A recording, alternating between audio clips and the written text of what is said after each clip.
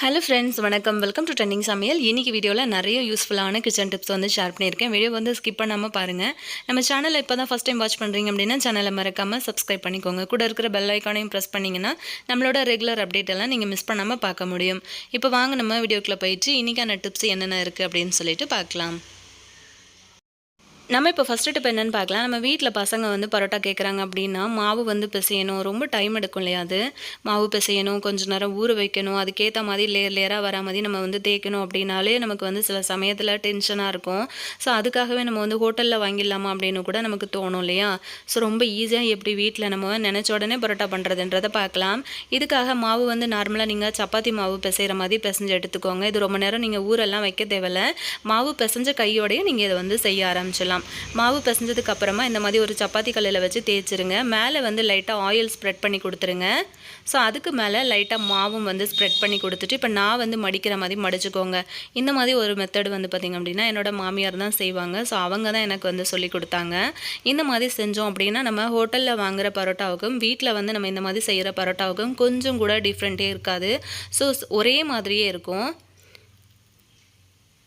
So பக்கத்துலேயே இருந்து அவங்க எனக்கு சொல்லிக் கொடுத்தாங்க எப்படி மடிக்கணும், எப்படி தேய்க்கணும் அப்படின்னு சொல்லிட்டு. ரொம்ப ஈஸியாக நீங்கள் இந்த மாதிரி வந்து செஞ்சுருங்க. சப்பாத்தி மாவு நம்ம பிசைகிறோம் இல்லையா? நார்மலாக அந்த மாவு பிசைஞ்சதுக்கப்புறம் இன்ஸ்டண்ட்டாக உடனே நீங்கள் வந்து இந்த மாதிரி தேய்ச்சி வந்து கல்லில் போட்டுடலாம். இதுக்காக நம்ம டைம் எல்லாம் கொடுத்து இதை வந்து ஊற வைக்கணும் அப்படின்லாம் அவசியமே கிடையாது. அதாவது நீங்கள் வந்து தேய்க்கும் போது மேல் பக்கம் மட்டும்தான் தேய்க்கணும். நம்ம சப்பாத்திக்கு தேய்க்கிற மாதிரி திருப்பி போட்டு பின்னாடி சைடெல்லாம் தேய்க்கக்கூடாது. ஏன்னா அந்த லேயர் நமக்கு சரியாக வராது. ஒன்லி நீங்கள் வந்து மேல் பக்கம் மட்டும் லைட்டாக ப்ரெஸ் கொடுத்து உங்களுக்கு தேவையான சைஸில் வந்து தேய்ச்சி எடுத்துருங்க. இப்போ நல்லா கல்லில் போட்டதுக்கப்புறம் பார்த்திங்க அப்படின்னா நமக்கு ரொம்ப சூப்பரான பரோட்டா ரெடி ஆகிடுச்சு. ஸோ நான் இது வந்து நல்லா ஆறுனதுக்கு பிறகு நான் உங்களுக்கு இதை வந்து பிரித்து காட்டுறேன் பாருங்கள். லைட்டாக அந்த மாதிரி வந்து சூடு இருக்கும்போதே இப்படி வந்து தட்டி கொடுத்துருங்க. உங்களுக்கு பார்க்கும்போதே தெரியும் எந்த அளவுக்கு லேயராக சூப்பராக பிரிஞ்சு வருதுன்னு சொல்லிட்டு. நான் வந்து சின்ன சைஸில் தான் உருண்டை வந்து எடுத்தேன், மாவு உருண்டை. ஸோ எனக்கு வந்து நல்ல மெல்லிஸாக சின்னதாக கிடச்சிருக்கு. நீங்கள் இன்னும் கொஞ்சம் பெரிய சைஸில் எடுத்தீங்க அப்படின்னா உங்களுக்கு நல்லா பெருசாகவே கிடைக்கும். ஸோ பாருங்கள், இதே மாதிரி நம்ம வந்து கடையில் வாங்குகிற பரோட்டாவுக்கும் வீட்டில் செய்கிற பரோட்டாவுக்கும் கொஞ்சம் கூட டிஃப்ரெண்ட்டே இருக்காது. ரொம்ப ஈஸியாக நீங்கள் வந்து நினச்ச உடனே எல்லாமே வந்து செஞ்சிடலாம் பரோட்டா. ஸோ இந்த ஐடியா உங்களுக்கு பிடிச்சிருந்ததுன்னா இந்த வீடியோவுக்கு ஒரு லைக் கொடுத்துட்டு உங்கள் ஃப்ரெண்ட்ஸுக்கும் ஷேர் பண்ணி கொடுங்க.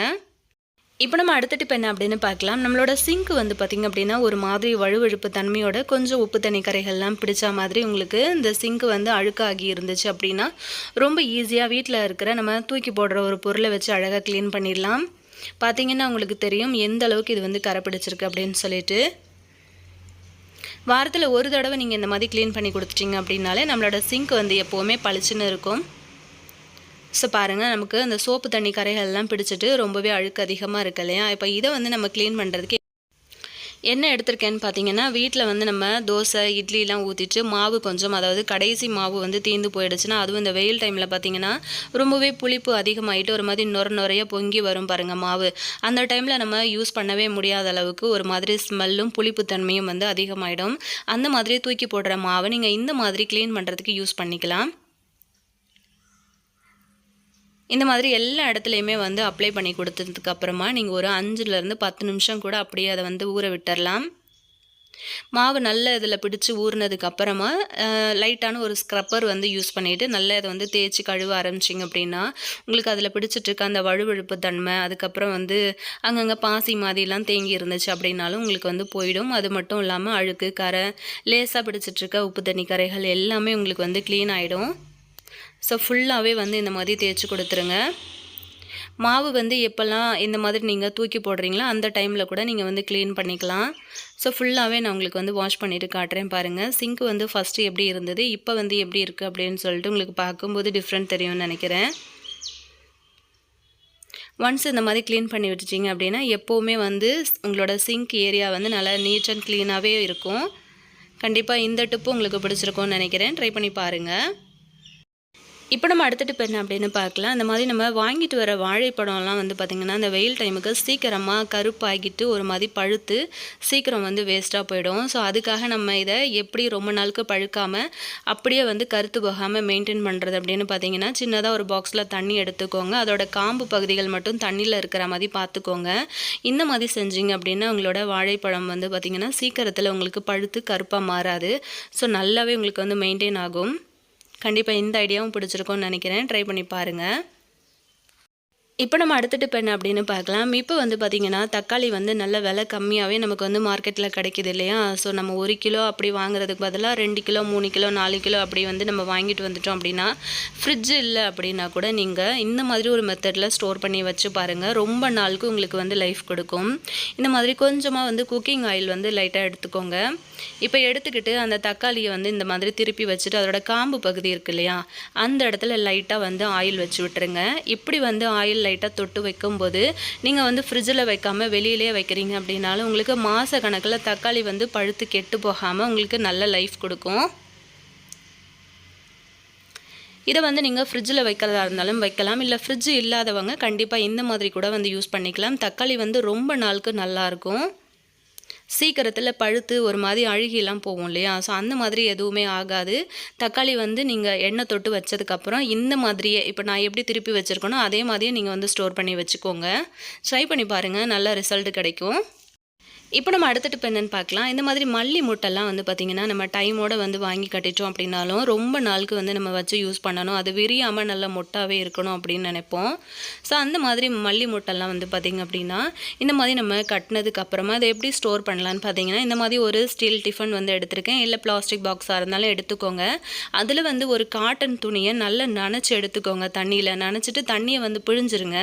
அதுக்கப்புறம் அந்த ஈரத்தன்மையோடு இருக்கும் பாருங்கள் அந்த துணி, அதை வந்து நம்ம எந்த பாக்ஸில் ஸ்டோர் பண்ணுறோமோ அந்த பாக்ஸுக்குள்ளே நான் இப்போ போட்ட மாதிரி போட்டுட்டு நம்ம ரெடியாக கட்டி வச்சுருக்கிற மல்லி மூட்டை வந்து உள்ளே வச்சுட்டு இந்த மாதிரி க்ளோஸ் பண்ணி விடுங்க. இந்த மாதிரி வச்சுட்டு நம்ம வந்து ஃப்ரிட்ஜில் ஸ்டோர் பண்ணி வைக்கும்போது இப்போ அந்த மூடியில் வந்து பார்த்திங்கன்னா உள்பக்கத்தில் தண்ணி கொஞ்சம் கொஞ்சமாக சேரும் இல்லையா, அது டைரெக்டாக பூவில் பட்டுச்சுன்னா பூ சீக்கிரமாக மஞ்சள் ஆகி உங்களுக்கு சீக்கிரம் காஞ்சு போயிடும். நீங்கள் துணியில் வச்சிங்கன்னா அந்த தண்ணியெல்லாம் துணி அப்சர்வ் பண்ணிவிட்டு பூ ரொம்ப நாளுக்கு லைஃப் கொடுக்கும். ட்ரை பண்ணி பாருங்கள். இப்போ நம்ம அடுத்த டிப் என்னென்னு பார்க்கலாம். நம்ம வந்து அரிசிலாம் இந்த மாதிரி வாங்கி வச்சுருக்கும் போது அரிசியில் சில நேரங்களில் இந்த மாதிரி வண்டுகள் வந்து வர ஆரம்பிச்சிடும். அப்படி வந்து வண்டு வந்துருச்சு அப்படின்னா நிறைய பேர் என்ன பண்ணுவாங்க, இதை புடைச்சிட்டு க்ளீன் பண்ணி எடுக்க முடியாது அப்படின்னா தூக்கி போட்டுருவோம். சில பேர் வந்து மாட்டுக்கெல்லாம் வந்து யூஸ் பண்ணுவாங்க. ஸோ அந்த வண்டை ரொம்ப ஈஸியாக நம்ம வந்து எப்படி எடுக்கிறதுன்னு பார்த்தீங்கன்னா, கொஞ்சமாக இந்த மாதிரி ஒரு மிளகா பொடி வந்து தூவி விடுங்க. இந்த மாதிரி மிளகா பொடி வந்து தூவிட்டு நீங்கள் ஸ்டோர் பண்ணி வச்சிங்க அப்படின்னா வருஷ கணக்கில் கூட உங்களுக்கு வந்து வண்டு வராமல் இருக்கும். ஸோ நான் அடிக்கடி வந்து ஃபாலோ பண்ணுற டிப்பு, எனக்கு வந்து இது நல்ல ரிசல்ட் கொடுக்குது. ஸோ அதனால நான் ஷேர் பண்ணுறேன். கண்டிப்பாக நீங்கள் ட்ரை பண்ணி பார்த்துட்டு சொல்லுங்கள். அதுக்கப்புறம் வந்து பார்த்திங்க அப்படின்னா ஆயில் வந்து எடுத்துக்கோங்க. குக்கிங் ஆயில் எடுத்துக்கிட்டு நீங்கள் எந்த பாத்திரத்தில் அரிசி வச்சுருக்கீங்களோ அதுக்கு கொஞ்சம் மேலே இந்த மாதிரி வந்து சுற்றி எண்ணெய் வந்து லைட்டாக தேய்ச்சி விட்ருங்க. இப்படி பண்ணும்போது அந்த அரிசியை வந்து நல்லா களைச்சி விட்ருங்க கை வச்சு. அதுக்கப்புறம் அதுக்குள்ளே இருந்து வெளியில் வர்ற வண்டு அந்த எண்ணெயில் போயிட்டு அப்படியே ஒட்டிக்கும். ஸோ கொஞ்சம் நேரம் டைம் கொடுத்தீங்க அப்படின்னா எவ்வளோ வண்டு இருக்கோ அவ்வளோ வண்டும் ஃபுல்லாகவே வந்து அந்த பாத்திரத்துக்கு மேலே ஏறி அந்த எண்ணெயில் ஃபுல்லாகவே ஒட்டிக்கும். ஸோ இந்த மாதிரி செஞ்சிங்கனாலும் நமக்கு சீக்கிரமாக அதில் இருக்கிற வண்டு எல்லாத்தையும் நம்ம வந்து எடுத்துடலாம். ஸோ இன்றைக்கான வீடியோ உங்களுக்கு பிடிச்சிருக்கோன்னு நினைக்கிறேன். பிடிச்சிருந்ததுன்னா அந்த வீடியோக்கு ஒரு லைக் கொடுத்துருங்க. உங்கள் ஃப்ரெண்ட்ஸ் அண்ட் ஃபேமிலி மெம்பர்ஸோடையும் ஷேர் பண்ணிக்கோங்க. நெக்ஸ்ட் ஒரு நல்ல பதிவில் நான் உங்களை திரும்ப மீட் பண்ணுறேன் ஃப்ரெண்ட்ஸ். தேங்க்யூ.